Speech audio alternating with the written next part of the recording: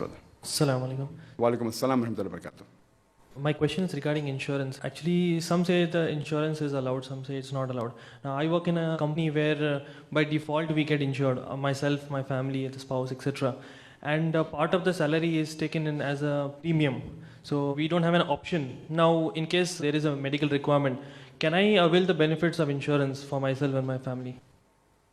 But that's the two parts of the question. First part, that medical insurance, is it allowed or not? Or is insurance haram or halal? And secondly, since this company has forced him into a policy of insurance from his salary, so can he avail of the benefits?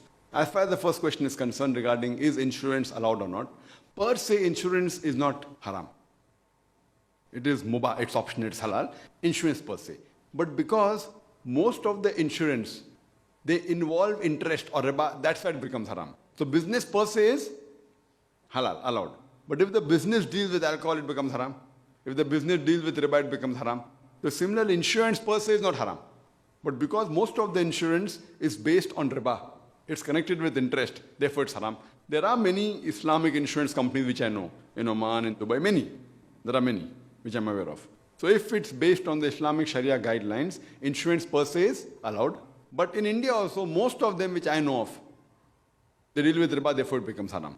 Now, as far as in your case, if you're working in a company, and they say that you have to take out a medical insurance, and they cut from your salary, and then can you avail the benefits? See, there are many things which are rules of a company, which you have an option to avail or not, and some places you don't have option. As far as medical insurance is concerned, if the company cuts, I feel if you go and approach the management and say, I don't mind insurance, but because it is haram in our community, please don't cut my salary. First thing you have to check up with the medical insurance that a company has involved in, is it haram or halal? Most of them are haram, so you can request them that see to it that you choose a company which is halal. See, one thing is the life insurance. In life insurance, what happens is that whatever premium you pay, there are some clauses to it, maybe 10 years, life insurance. So you keep on paying a fixed amount of premium every month. And if the policy matures after 10 years, if you don't die, you get the same amount back. But if you die in between, you may get double. If an accident, you may get more. So it depends upon the policy. So this surely what money you give, it comes back to you. It is surely interest-based. Most of the others also interest-based. In a medical insurance, you pay amount whether you get sick or not. If you don't get sick, you don't get the amount back. So depending on what the policy is and what is the basis of it to give you money back, because if they're giving you money for treatment, they have to acquire from somewhere else.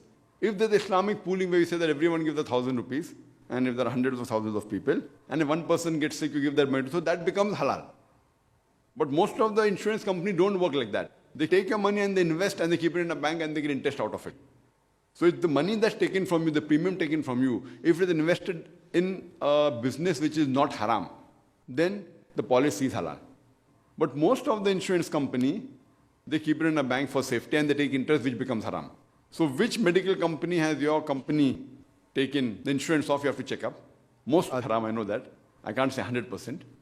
And if it's a haram, it's falling in the haram category, surely you can go and speak to the management and say that, see, I know that it is for my benefit, that if I give a medical insurance claim, my money is being cut maybe a few hundred rupees, but any problem. So you can give in writing that please don't cut my medical insurance claim, and if any medical expenses, I will bear from my own salary.